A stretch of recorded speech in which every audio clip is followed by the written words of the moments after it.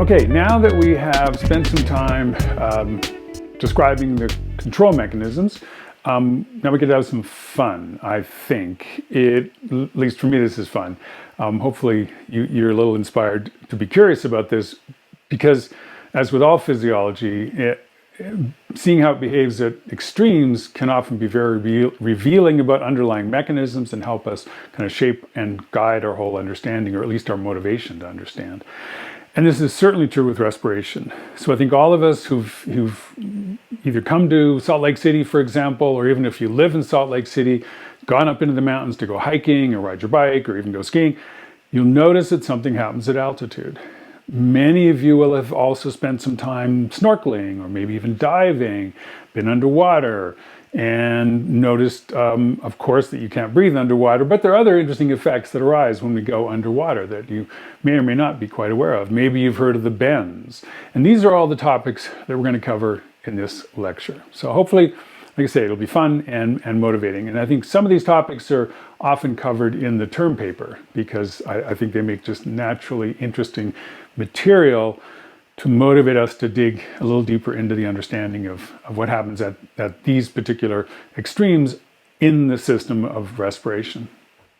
So let's start with underwater breathing. We'll go from underwater to altitude maybe. So let's start with underwater breathing. Now, there's some basic physics here that we have to appreciate. When we go underwater, we create a different external pressure situation. So we have air pressure. We live in that in our day-to-day lives. It has a certain value. It exerts literally physical pressure on our bodies, and that's good. You know, it has advantages and disadvantages, but it just is, and we adjust to it. We barely notice it. However, when we go underwater, that water is exerting a great deal more pressure, water being, of course, a lot higher density than air. And it turns out that as we go down under the water, for every 10 meters we go down, the external pressure on us is like an additional atmosphere of pressure. So we have one atmosphere of pressure outside of the water, and for every 10 meters we get an additional atmosphere of external pressure on our bodies. And you might say, well, who cares? But you should care if you're actually spending any time diving and being underwater, because it does have effects on lots of aspects of respiration specifically. So one of the things that will happen is that external pressure compresses our ribs. It's like somebody's wrapping their arms around our ribs and exerting a pressure. We have been very cavalier in describing how easy it is to breathe and how these mini muscles give us fine control, and we can drop a diaphragm, we can increase our thoracic cavity volume by using the intercostal muscles to raise and open our rib cage. Those things become progressively more difficult, especially you can imagine the rib cage opening when we go underwater, because we're being squeezed, we're being wrapped by this water, and it's pressing on us on all sides, and ultimately limits our ability to mechanically breathe, to create the pressure difference we need in order for air to move into our lungs. And without that pressure difference, we of course cannot breathe, even if we did have, let's say, a tube connecting to the surface.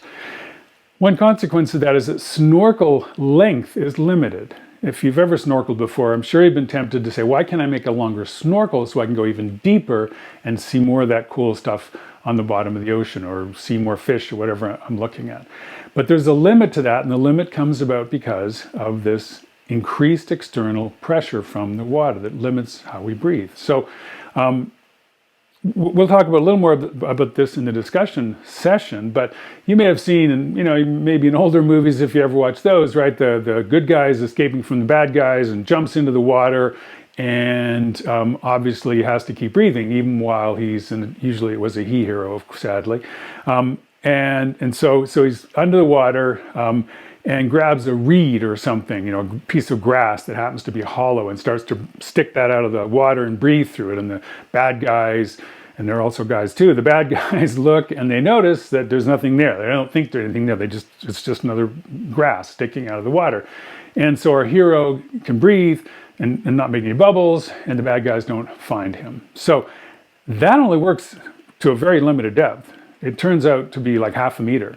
And if you get below that, our hero is not going to be able to breathe. anymore. And of course, there's a trade-off here because the closer you are to the surface, the more visible you'll be by the bad guys looking into the water. And so you're motivated to be as close to the bottom of the body of water as you can be. But on the other hand, you can't go very deep because you'll run out of capacity. So how do we get around that? You all know that scuba diving, deep sea diving, all these things exist. Well, how do you think that happened? Well, it should be sort of obvious that if I'm going to get a pressure difference that will drive air into my lungs, I can create that difference by decreasing the pressure inside my lungs, which works only to a point underwater, or I can increase the pressure of the air that's available to bring into my lungs. And that's what undersea apparatus does for. This is what scuba systems. This is really the invention or the key, engineering notion behind scuba diving gear, which of course Jean-Philippe Cousteau became very famous for, and hopefully you've at some point in your lives seen some old National Geographic Cousteau movies, and they're very motivating to get you out in the ocean and under the ocean for what's visible there. So please go check that out if you haven't already. But anyway, Cousteau was a major partner while he was in the military in developing these underwater breathing apparatus systems. And then once he left the military, took that and created a whole career around oceanography in a very direct way of physically going under the water. So the pressure difference you can create different ways, as usual. So that's how scuba equipment actually works. And without that increased pressure from the outside air, it's not possible to go very deep. Now, we'll come back a little bit more to what happens when we do try and go deep underwater, what happens to our body, and even some of the records that exist for how deep we can go. But one of the questions I'll just put out here now, we'll come back to this in the discussion session, is, this is an exhibit. These are photographs I took from an exhibit in a little town in Tuscany called Vinci, and this is where Leonardo da Vinci was born.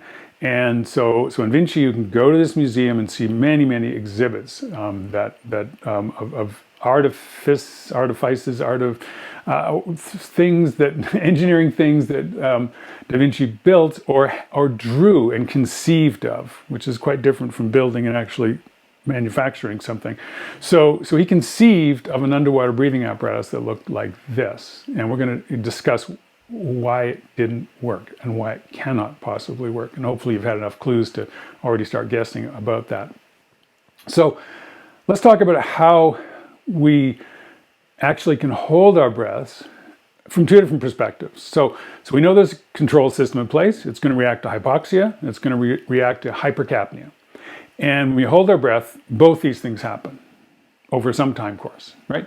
And so we should be curious, arguably, how long we can hold our breath, and then related to that, how deeply we can dive when we hold our breath. And you can see from the previous discussion, it's a little bit independent, because as we go deeper, the pressure plays a role as a factor that goes beyond just the simple, arguably, act of holding our breath for long enough to get deeper into the water.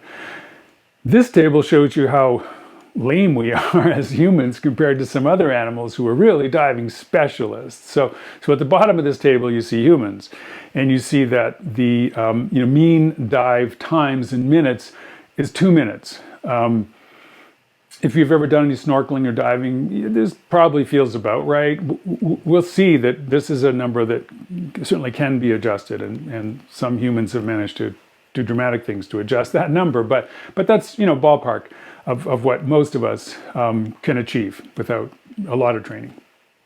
And that allows us to do what they're calling here shallow diving. So picture 10 meters, 20 meters, something like that. Not really very deep, that we have time to get down. And pearl divers are one example of a group of women who practice their art of diving and would dive to the bottom of relatively shallow waters and retrieve these pearls. So, they would be some of these examples of people who train for longer dives and ultimately deeper dives.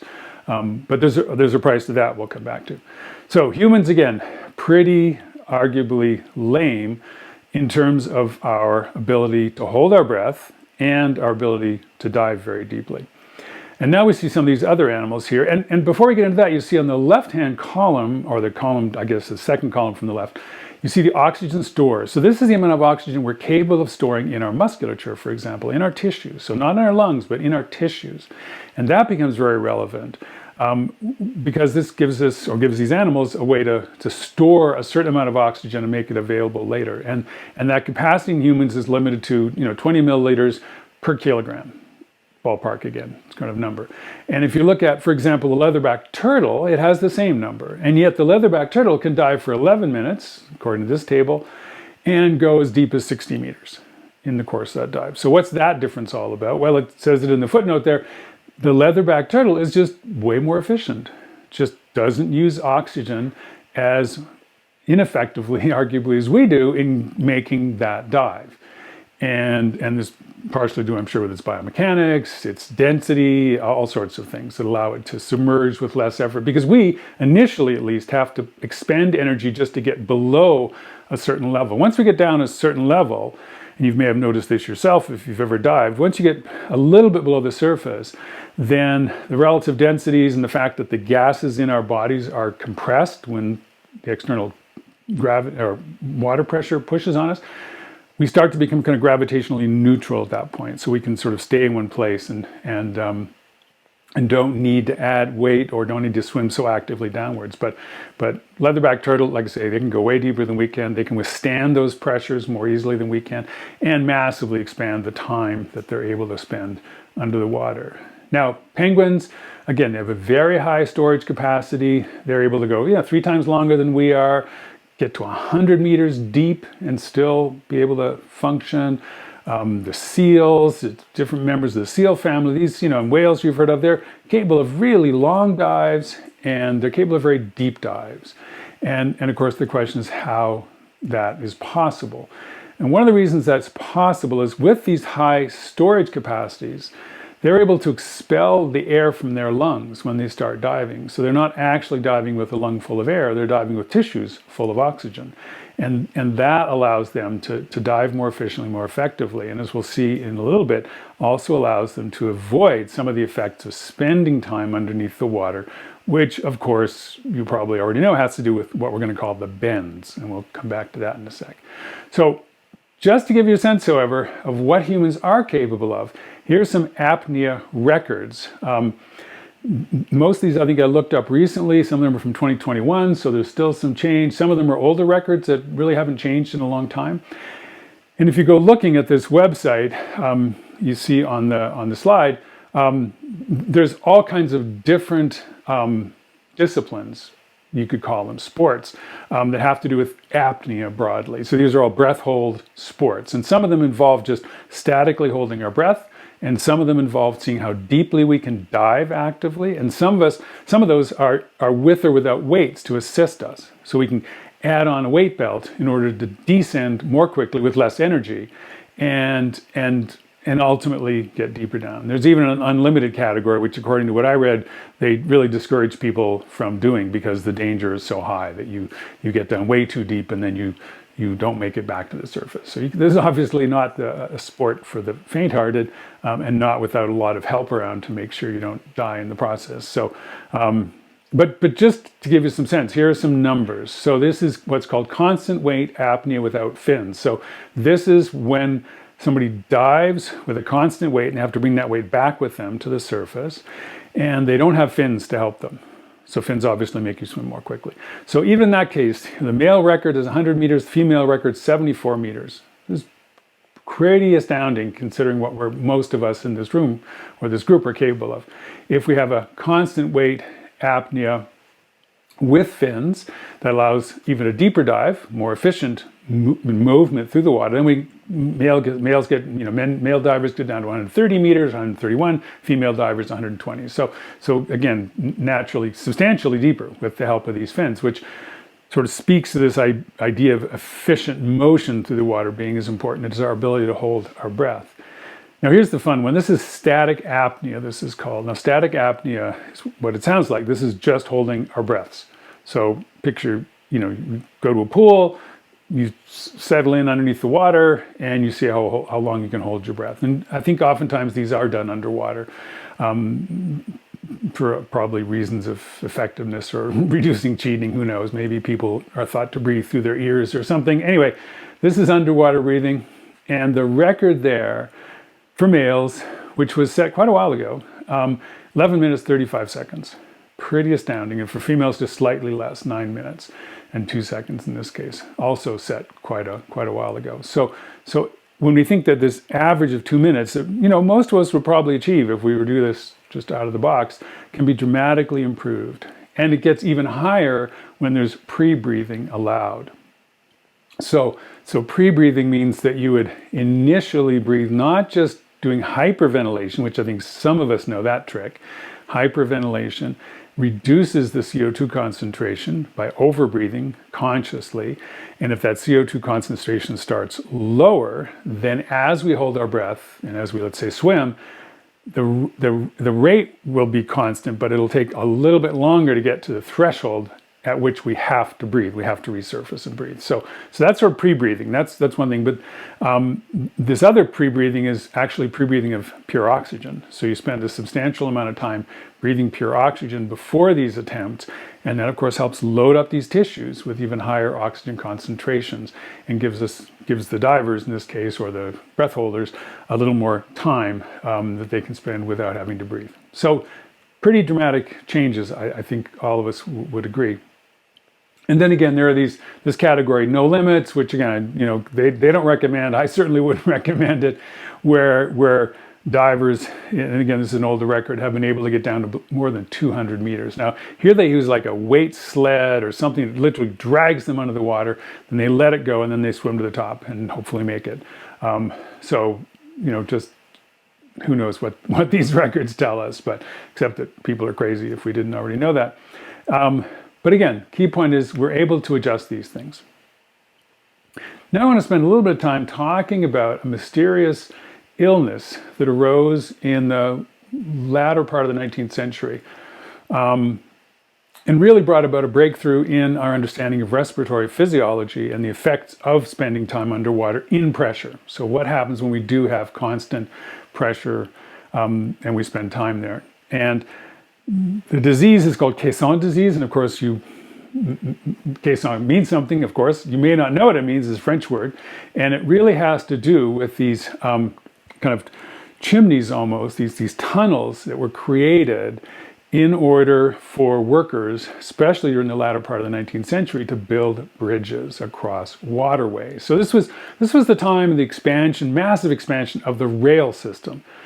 And of course, there was a necessity for bridges across eventually rivers. And so, here's just, one example of a bridge in St. Louis, Missouri. And it turns out in this particular construction project of this bridge, there were something like 15 workers who died and about 80 who were severely injured by their work, because of their work as caisson workers, so working underneath the water in these tunnels that were naturally created for long periods of time. So you can picture this, and this diagram sort of shows it, and you can do this at home. Take a cup, turn it over, stick it in the water, and you'd say, well, I could be at the bottom of that cup, and as long as I have enough fresh air coming in, I could survive down there. And it's absolutely true. And you can expand that to be, many meters or tens of meters, and you have the same situation. You've created an air bubble under the water, and people can survive and breathe in that air bubble. And of course, you have to exchange gases and do all that good stuff. But the reality is, of course, that even though it's air, and even if it's fresh air, and even if it's pressed in with compression,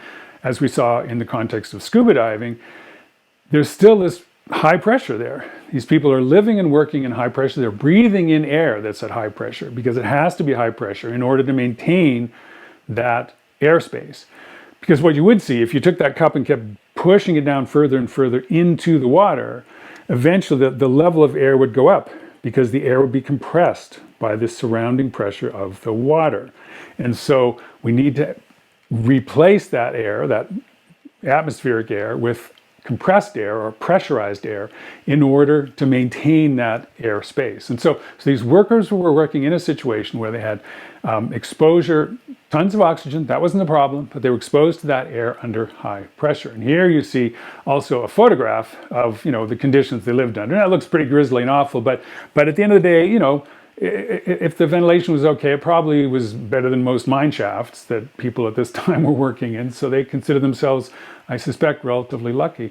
But the point is that it gave them, once this chamber was built in which they could work in the inside of it and build up the foundations, the footings, all the things they needed to ultimately build these bridges on. Now, at some point along the way, of course, once people started dying and getting sick, it didn't take long before physiologists and physicians started to explore what might be happening with these poor folks. And I believe Haldane was one of the leading physiologists of that era.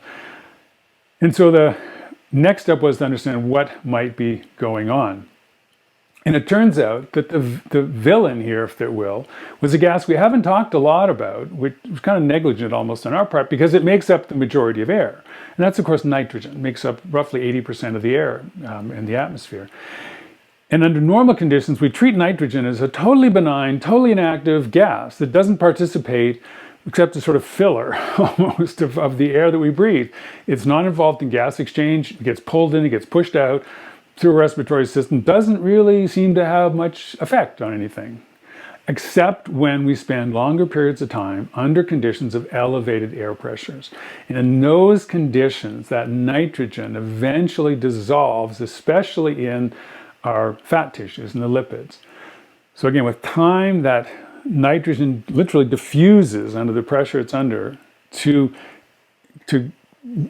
elevate its concentration in the tissues of our body, in the soft tissues of our body. And so after a certain amount of time, an hour, more than an hour, spent underwater, our tissues are loaded up with nitrogen. And now, if we suddenly go to the surface, as you've probably heard before, nitrogen will come out of our bodies and form bubbles. So instead of, it's a little bit like opening a carbonated drink, right? When you look at the carbonated drink, with the cap on, you don't see anything. And the minute you release that pressure, all of a sudden bubbles emerge because it comes out of concentration. The CO2 in our carbonated drink has carbon dioxide literally concentrated in it, carrying it, diffused in it. And then when we release the pressure, that carbonation, that CO2 forms bubbles. And the same thing basically occurs with nitrogen. And that's what causes the bends, because these particles, these bubbles now look like particles, they act like particles, and they physically distort the tissues in which the gas was previously dissolved. And that can cause enormous pain in joints, in muscles, in our hearing system, literally even in our brains. So this is the underlying physiological reason for why the bends occur. And the only solution, as you can imagine, and you may also have heard, is that you have to ascend gradually and over time, and literally through experience, more than a really good model. The last time I checked, it was not really a good, physiological model, which means, it wasn't something you could put an equation behind to try and model the rate of ascent that is safe. But there's, of course, a great deal of experience over many years of diving, and so there are tables that divers use, which are a function of how much time they spend at different depths to determine how much time they then have to spend at other depths, waiting basically for the nitrogen to begin to come out of this dissolved situation, return and be expelled through our normal respiration, and so that when we get to the surface again, there's no more nitrogen in our tissues and hence no more risk of bends. So the problem is basically solved, but if there's an emergency, if for some reason we have to rapidly rise to the surface when we're diving, this can cause severe problems. And so the solution, naturally, if somebody does resurface with the bends, is to put them back in an air chamber now that's under pressure, and then gradually reduce that pressure so that they go through this gradual ascending phases in an air chamber, and as long as that's available, as far as I understand it, this is manageable. It's not probably the best way to injure dive, but it's manageable. It's also one of the reasons why they seriously, if not forbid, at least highly recommend that you don't, for example, fly home the day of a dive. So if you're off somewhere in some beautiful exotic location and diving there, very tempting, of course, to get as many dives in as you possibly can and then just get on the plane and fly home. That's not encouraged because of the reduced air pressure, so reduced air pressure that we have in planes. Planes, depending on the plane a little bit, but ballpark figure, planes are putting us at about 2,000 meters of altitude, and so that reduced air pressure is more likely to cause any residual nitrogen to come out of the lipids and cause bends. So there's always a practical recommendation to give it a day after your last dive before you start to get on an airplane and come home again. So why don't animals have this problem? Well, again, animals don't carry that nitrogen with them when they go into the water. They expel that air. Whales and other, the sea lions, those sorts of aquatic mammals, they don't hold their breath, whereas we do. And it turns out this problem of even shallow diving, even short repetitive shallow dives, is what also arises among these pearl divers that I mentioned before. So the bends can arise even when we don't really seem to spend that much time diving, but we just do repetitive dives, and every dive loads up a little more nitrogen. Even if we come back to the surface and we head down again quickly, there's not enough time to fully equilibrate. And so over time over numbers of dives, then among these divers, the bends also arose. So the pearl divers also suffered from the bends at times when they, again, dove too deeply or took too many dives in a row. So that's the bends. That's under the water. And now we're going to move to well above the water. We're going to go to altitude and talk through this. And this, of course, again, should maybe resonate with us even more because we live at an altitude where physiological responses arise. They happen quite naturally. And of course, we go to even higher altitudes, or many of us do, to go hiking, mountain biking, skiing, whatever. Or just to look at the view, right? We go up into the mountains. And the mountains add another potentially hundreds to thousands of meters of elevation gain. And it turns out that the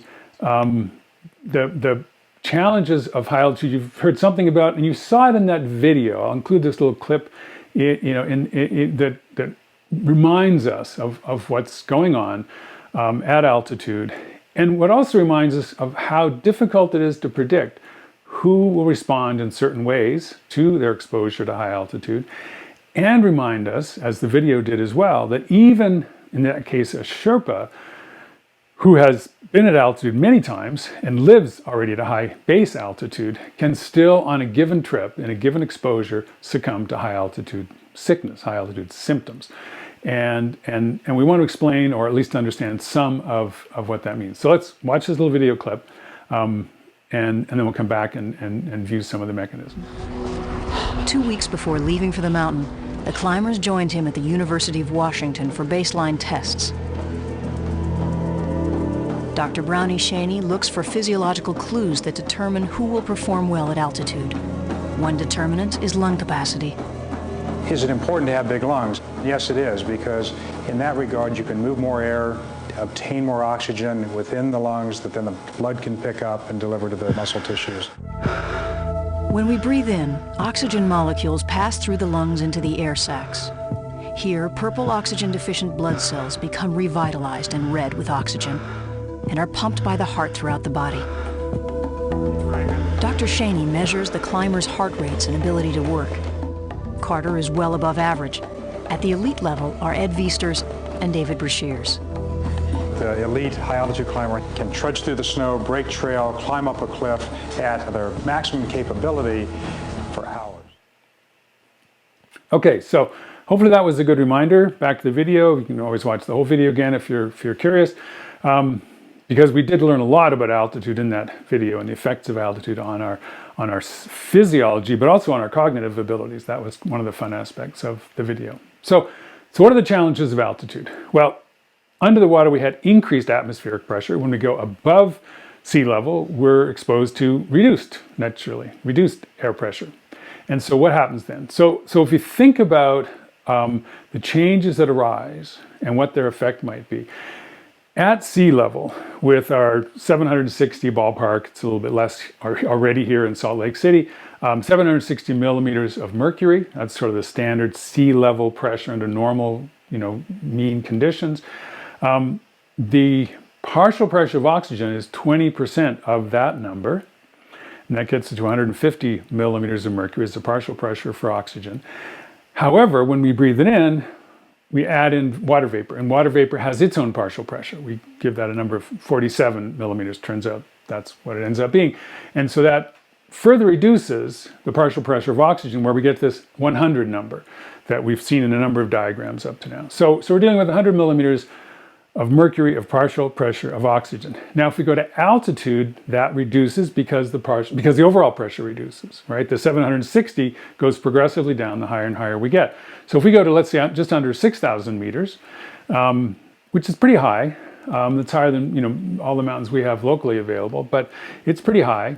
But this is also kind of relevant because this is the highest place where there's established permanent habitation. So not camps, but actually villages. The Andes is where we see these high altitude villages more often. So there, this partial pressure of oxygen reduces from 100 down to 80. So it's already a substantial reduction. 20% is 20%. That's going to matter to us.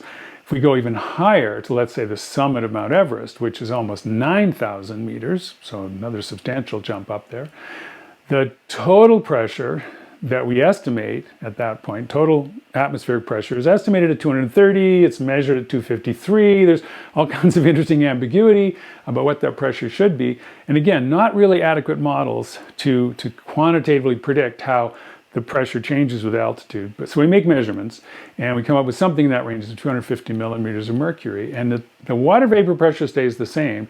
And so the net result is that we get something like 43 millimeters of mercury, or maybe 35. Apparently there's been measurements done to estimate the partial pressure of oxygen at this very, very high altitude. And it's substantially lower than this 100. In fact, it's down, like I say, 43, 35, somewhere in that kind of 40 millimeters of mercury range, which is a real drop from 100. You can easily picture how that would cause physiological responses. And of course, if you go even higher, in theory, let's say we were in a spaceship or something and wanted to step outside, at 12,000 meters, so again, not that much higher than Everest, but another third. At that point, the partial pressure equals the water vapor pressure, and we really can't even get any oxygen at that point. So things have gone completely to a non-functional sort of level. So all this understanding, at least in a qualitative sense, was around, again, especially in the 19th century. So the early climbing expeditions, these higher altitudes, happened in the mid to late 19th century. And so you can read wonderful stories and even into the earliest 20th century, when a lot of British expeditions, Mallory was a famous name, and of course the breakthrough in 1955 of finally reaching the top of Everest led to a lot of interesting discussions about what's possible. And there's a quote here from 1876 from a T.W. Handcliffe is his name, who was the president of the British Alpine Society. And of course, back then the Brits knew best about everything. And this president of the society said, "Those who, like Major Goodwin Austen, have had all the advantages of experience and acclimatization to add them in attacks upon the higher Himalayas, agree that 21,500 feet, or 7,000, a little over 7,000 meters, is near the limit at which man ceases to be capable of the slightest further exertion." So you'll notice that 7,000 meters is substantially lower than 9,000 meters, which is where the top of Everest is.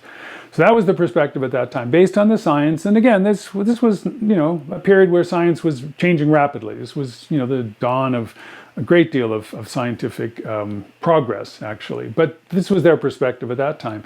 But as recently as 1958, this was 3 years after the first successful ascent of Mount Everest, which was successfully completed with the assistance of supplementary oxygen. So again, you can imagine if I go to altitude and my oxygen consumption is challenged because of the low partial pressure of oxygen, then I supplement the air I input with gas, with oxygen gas. And this is, of course, what Sir Edmund Hillary and Tenzing Norgay did when they summited Everest that first time. And so 3 years later, this statement, written in an article in the Journal of Physiology, so I had some scientific backing, it is unlikely that the mountain could be climbed, meaning Mount Everest, that the mountain could be climbed without oxygen equipment, without serious risk. So even as recently as within at least my lifetime, there was a very clear scientifically backed notion that climbing Everest without supplementary oxygen was impossible. And of course, that was all dispelled in 1978 when Reinhold Messner and Peter Haberle, Messner is a northern Italian, Haberle is an Austrian, when the two of them climbed Everest without supplementary oxygen and proved that it was possible to do it. However, there's a wonderful quote here from one of Reinhold Messner's books, and if you're interested in high altitude perspective, let's call it, as well as physiology, Messner is a fantastic author to read. He's really a hero of mountaineering. And as there's lots of stories about Messner, if you're interested, you can find out. But anyway, Messner wrote in his book about the climb to Everest without oxygen, he said, "Now, when I have nothing more to do than breathe, a great peace floods my whole being. I breathe like someone who has run the race of his life and knows that he may now rest forever. In my state of spiritual abstraction, I no longer belong to myself and to my eyesight. I am nothing more than a single, narrow, gasping lung floating over the mists and the summits." Now, as you can tell, Messner loved this sort of interesting language, let's call it. But I think it captures very well what at least his perception was at that point. And this came out in the video as well, that once we get to those very high altitudes, it feels like our sole purpose in life and all the consumption of our energy becomes just getting air. And so what's the physiology behind that? And how is it possible that climbers are capable of getting to these incredibly high peaks without supplemental oxygen when the numbers are stacked so much against them? Because Messner then went on to summit all of the 8,000 meter peaks without oxygen. And to do it often solo, in fact. So he became a proponent of the rapid alpine style of climbing, not using massive expeditions, not using supplemental oxygen, not even using so many camps along the way.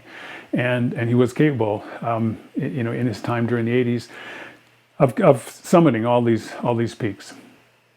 So now let's walk through the mechanisms that we know about, at least. First of all, in kind of a qualitative sense. Quantitatively, as you can probably guess, a lot of these are really hard to pin down. And as we've already discovered, the control of ventilation happens from so many perspectives that there's a lot of sensors and a lot of input and a lot of integration going on in our brains. But we'll tease it apart as best we can. So it's good to think about this in two phases. So there's the useful initial response to altitude, and then the kind of response that we can achieve through acclimatization. So you've heard about that already. It's mentioned even in these quotes, that when we can spend time at altitude, we can sort of get used to it. And what does that mean, right? Physiologists wants to know how does that work? And so let's talk first about the immediate response. So the obvious immediate response, because we're short of oxygen, because the partial pressure of oxygen in our lungs is reduced, is that we get a situation called hypoxia, right? And we've talked about hypoxia before. Hypoxia is sensed by the peripheral chemoreceptors, and that sends messages to the brain saying, I need more oxygen. We've got to do something here to get more oxygen. And the brain responds by doing a number of things. So one of the things that happens, and this happens as part of the broad sympathetic stimulation, is we get an increase in cardiac output. Now this is logically sensible, or at least advantageous, because at the end of the day, we're really concerned not so much with how much air we breathe, but how much how much oxygen we can carry to our tissues, to our muscle tissues. And that's a product not just of respiratory efficiency, but also a function of things like stroke volume and cardiac output. And cardiac output is a function of heart rate. So increasing heart rate means that even if we're not carrying as much blood or not as much oxygen in the blood, we bring more blood to those tissues. So ultimately we increase delivery. So it's a little bit like, to go back to this old analogy it's a little bit like saying I can only half fill my trucks with new iPhones, but I'll just send twice as many trucks. And it won't be maybe as efficient, but at the end of the day, I'll still be able to, over time, deliver as many iPhones as I could before. So an increase in heart rate is like increasing the number of trucks.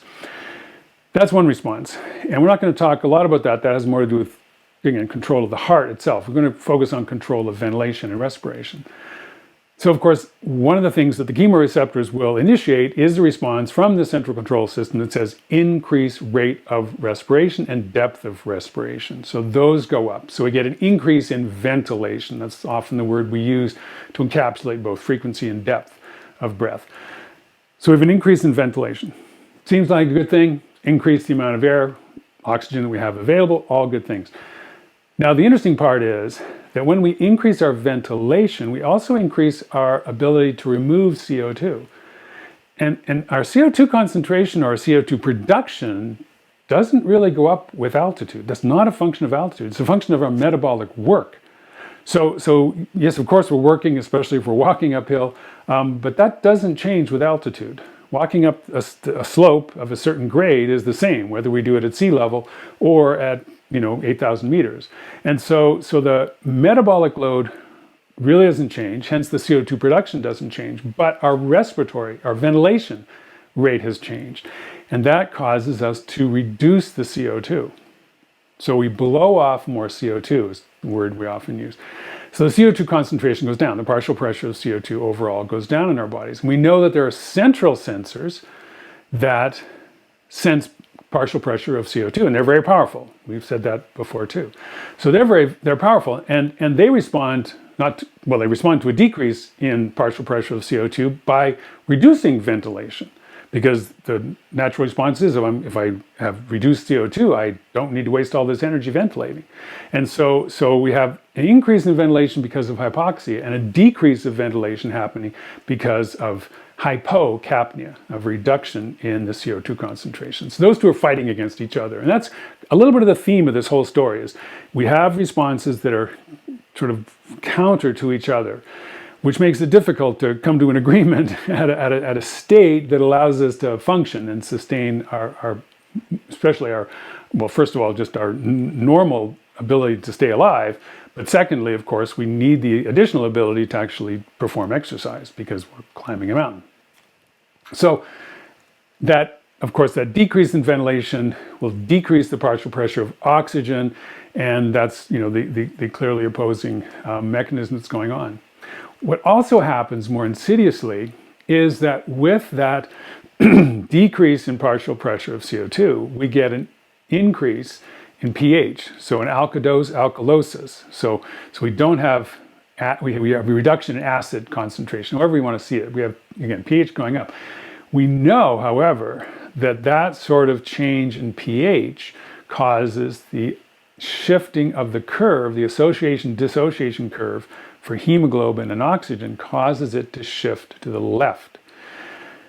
And again, you can go back and review this. And that shift to the left means we get increased affinity of the hemoglobin to oxygen, which means the oxygen is held more tightly. And holding the oxygen tightly and just carrying it around in the hemoglobin, of course, is counterproductive. We need to release that oxygen and get it to the tissues in order for our bodies to function. So this is, again, a counterbalance to what you could argue our body should be doing, if you want to see it that way. So this is, again, a case where the mechanisms are fighting against each other and it becomes a balance between these two influences. And we have to work out, a compromise, if you will, or some way of adapting to that. Now, compromise is something we can work out cognitively, but this is not the process here. This is a low-level physiological process. So it's somehow we have two control feedback systems at work, and we have to somehow decide how to reconcile them because they're pushing in the opposite direction. And that's what happens over time. And that's why acclimatization is important. So this explains the mechanisms by which acclimatization actually works. And of course, I don't know who first discovered that acclimatization was relevant, but it was very empirical, and there was, the mechanisms were anything but clear in those early days of these expeditions, again, in the late 19th century. But climbers just discovered that when they went up and then they came down, they went up and they came down a few times, they got more and more used to being at altitude. So what does being used to that actually mean in physiological terms? Well, what it means is that some of these mechanisms get adjusted. So now let's have a look at what those might mean. So we have increased ventilation. that much, again, the hypoxic drive is always going to increase ventilation. It's hard to resist that one. We're going to have an increase in pH. We've described how those happens, and we're going to have an increase in O2 affinity. That's sort of our initial response. However, it turns out that if the balance in the chemistry we've described before of the CO2 leading to the bicarb and the hydrogen ions changes in some way, then we can shift and deal with the concentration of hydrogen and hence the pH that exists in the system.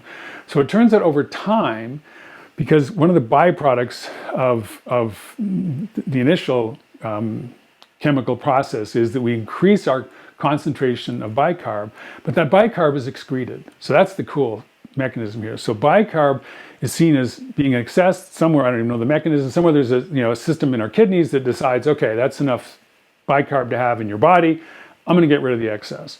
So the excess bicarb goes away, and that reduces the ability of that bicarb to capture hydrogen ions, which means you get an increase in hydrogen ion concentration, which means the pH goes back down again. And if the pH goes back down again, then it shifts the association-dissociation curve for hemoglobin to the right, which makes more oxygen available. That's a good thing. That's what we ultimately want.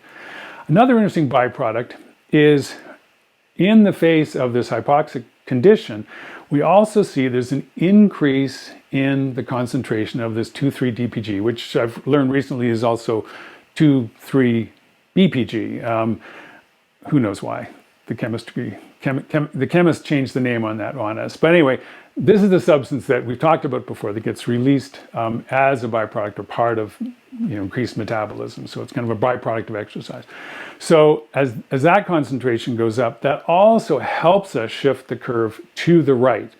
So it reduces the oxygen affinity, it makes more oxygen available for our bodies. So as long as these accommodations, probably among others we don't know much about, if these accommodations take place, then we can get to another equilibrium situation where the high ventilation level is maintained and is not being fought constantly by the hypocapnia that arises. So we become less sensitive to that hypocapnia. We still have hypocapnia, but we become less sensitive, our bodies become less sensitive to that hypocapnia, and we're able to maintain that high level of ventilation, which we ultimately need in order to survive at higher altitudes. So the increased ventilation, that's a situation we if we can see it this way, want to have. We want our bodies to adjust to that and automatically adjust to that. Not that we have to consciously tell ourselves to breathe more, but that our bodies will react in the right way and breathe at an appropriate level and not be constantly upsetting this other pathway via hypocapnia. So here's one picture that describes kind of the whole very simple story here, right? So you can kind of walk your way through this. You can see increase in ventilation, as I mentioned, the increase in cardiac output that's also going along, sort of running in parallel to that, and that's a good thing. More cardiac output means more blood getting to our tissues, even if that blood may not have as much oxygen on board. So we get increased ventilation, and then eventually that, as we move to the right here, this is sort of a time axis almost, as we move to the right and acclimatization sets in, then we see that ventilation stays high. The partial pressure of oxygen does stay low, but it is somewhat increased. But the bicarb is excreted, the pH goes back into a favorable setting, the increase in DPG production happens, and all that shifts the association-dissociation curve for hemoglobin to the right, and that makes more oxygen available for our tissues, and that we can ultimately survive at. So that rightmost column kind of describes a bit of a steady state, and all the little happy faces line up, and hopefully we're able to sustain ourselves at that level. Now, one thing I didn't talk about that you may have heard of as well, and this takes even more time to occur than these other mechanisms, is that hypoxic stimulus causes us to produce more red blood cells. So this is, I don't know, what's the analogy here? It's like, making trucks bigger, right? We get a bigger truck, so that means we can carry, more in that bigger truck. And that's indeed what happens, and it does take time. And it turns out even living at altitude here in Salt Lake City, we have a slightly elevated hematocrit. That's the concentration of red blood cells by volume, and our elevated hemoglobin concentration. That's the more clinically relevant metric. But end of the day, we have more hemoglobin available, more carrying capacity available, and hence can move more oxygen. And that takes longer, that takes days to really adjust, which again is why this acclimatization, to be fully acclimatized, as fully as we can achieve, does take days. And that's why these expeditions take the time they do when the goal is something as impressive as Everest or one of the 8,000 meter peaks. So here's another figure that captures, this is one from our textbook, captures all these various elements. You can, again, this really parallels the previous figure. I'll let you go through it, and there's text in the textbook that will describe it. This erythropoietin on the far right of this figure, that's the substance that's produced in the kidney, as it turns out, that increases the transition of the precursor red blood cells, erythrocytes, and releases those from the bone marrow into the blood where they're matured and ultimately reach fully functional state. And so this erythropoietin, you also may have heard about as EPO. That's a substance that sadly has been involved in artificially elevating our red blood cell concentration and our oxygen carrying capacity in order to gain an unfair advantage in sports, in aerobic sports. And again, there's lots you can read about that. The natural sports that have been involved in this type of drug abuse are the ones like running, like cross-country skiing, like cycling, the ones that require a lot of aerobic capacity. Let weightlifters find other ways to cheat, if you will. So that's the process, and we may talk about that a little more later in the context even of the kidneys. But the point is that this set of mechanisms are there to allow us to go to altitudes. And as long as we can adapt in all these various ways, we can adjust in the short term, relatively short term, to being at altitude. Of course, if, as I said, there are villages at just under 6,000 feet. So how do those people survive?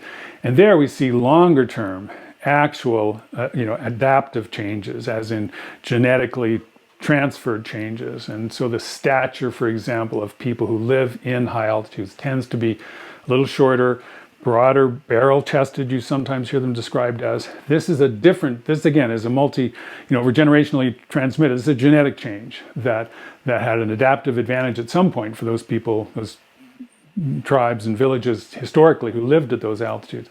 And that's a different type of response. Leads to different physiology, also different anatomy, that gives an advantage to people who have that particular genetic makeup to tolerate high altitudes better. And this is part of the sort of somewhat backed up scientific understanding of why, for example, the Sherpas, as a ethnic subgroup of Nepali, because they do tend to live in these villages in the mountains, they tend to be better adapted from the start to survive at altitude. But even as we saw in the video, sometimes these other mechanisms don't come together as they should on any given expedition. And so at the end of the day, it's very hard to predict how each one of us individually will respond to altitude. And we don't have to go to Everest to see these differences.